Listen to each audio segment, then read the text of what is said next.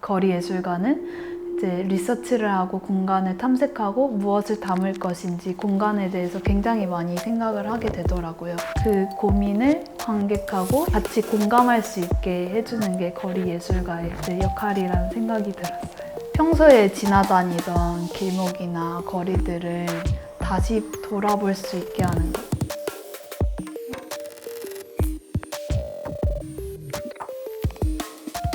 무용공연을 계속하면서 좀 극장에 주로 있다 보니까 관객들과의 뭔가 더 가까워지고 싶었던 생각이 많았던 것 같아요. 저는 늘 내 거를 표현하고 싶은 욕망이 있었는데 포머로서 쓰이기보다는 창작자로서 존재하고 싶다는 생각 때문에 참여하게 됐습니다. 정말 좋았어요. 제가 할 수 있는 거를 정말 다 표현할 수 있었고 내가 어떤 마음을 먹고 있는지 이런 거를 공유해도 다 용납이 되는 그런 분위기 속에서 다양한 생각들도 마주하고 이 넥스트를 하기 전과 후에 제 시각이 아예 좀 달라졌다고 많이 느끼거든요. 이것저것 실험해 볼 수 있는 무대였고 같이 이야기해 보고 싶었던 부분에 대해서 말하고 싶은 만큼 할 수 있었던 그런 시간이었어요. 제 작업이든 누구 작업이든 얘기하는 거를 그렇게 즐겨하지 않았는데 이 사람들 왜 이렇게 이걸 자유롭게 진지하게 잘 얘기하지? 나도 얘기해야 되나? 이렇게 고민하는 순간들이 좀 초반에 있었거든요. 얘기해야지 나도 좀 얘기를 듣고 이렇게 조금 관계가 생기는구나. 그래서 그런 순간들이 좀 기억에 남는 것 같아요. 주로는 참가자들이 구상해온 아이디어가 있었으면 그 아이디어를 가지고 토의하는 형태로 많이 진행을 했던 것 같습니다. 그 안에서 친구들이 받아들일 게 있으면 받아들여서 다르게 해석을 했으면 좋겠다고 생각했고, 처음에 이제 시작할 때는 해주고 싶은 말이 너무 많았는데 그게 또 진행을 하다 보니까 말을 아껴야겠다는 생각을 했던 것 같아요. 6분이 다 다른 특징을 가지고 계시더라고요. 그들이 더 찾아갈 수 있는 기회들이 많이 만들어졌으면 좋겠다는 생각이 들었고, 그러니까 내가 진짜 할 수 있는 것인가? 이 생각을 했었는데 넥스트에 들어오면서 약간 책임감을 엄청 많이 배우게 된 것 같아요. 혼자 걸을 수 있는 발판이 된. 예전의 거리예술 작품들이나 선배들이 했던 작품들에서는 개인적인 소재를 가지고 작품을 발표하는 경우가 그렇게 많지 않았던 것 같아요. 이렇게 개인적인 얘기를 처음 보는 저한테 이렇게 편하게 이야기할 수 있나? 그 친구들은 굉장히 어려운 얘기를, 속에 있는 얘기를 꺼냈는데 그렇게 자연스럽게 얘기할 수 있구나 라는 게 조금 신선하고 놀랍긴 했습니다.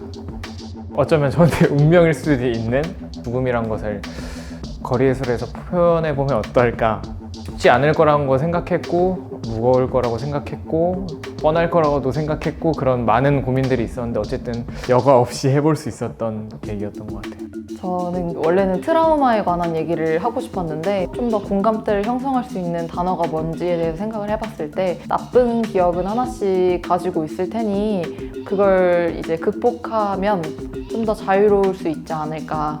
3차 랩 때 코우타랑 진행했을 때 내 이야기들을 정리를 잘하고 맥락을 잡으면 어떤 이미지가 생기는 거를 경험해서, 그렇다면 내가 거리에서 해왔던 것들을 가지고 구석보고를 가지고 작품 활동하는데 닮아있는 부분을 보여주려고 했어요. 여태까지 살면서 남들 시선도 많이 신경을 썼던 것 같고 좀 잘하려는 마음이 많이 있었던 것 같아요. 근데 이번에 할 때는 다른 사람을 어떤 만족을 시키기보다는 공간을 보고서 생각했던 어떤 재밌는 요소들을 내가 직접 눈으로 보고 싶다. 사람한테는 누구한테나 이제 말하지 않는 비밀이 있는데 그것은 자신도 돌아보기 힘든 비밀. 그러니까 자신을 더 잘 알기 위해서는 그 비밀을 스스로 돌아볼 필요가 있다. 그래서 마음속의 깊은 곳을 관찰해보자. 온라인상을 통해서 뭔가 공연이 진행이 가능할까?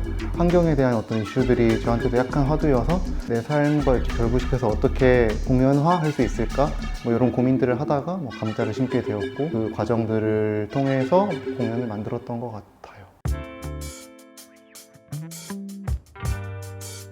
1차 때 워크숍을 했을 때 광장이 하나 있었는데 벤치도 없는 거기 길가에 앉아 계셨거든요. 굉장히 많은 분들이.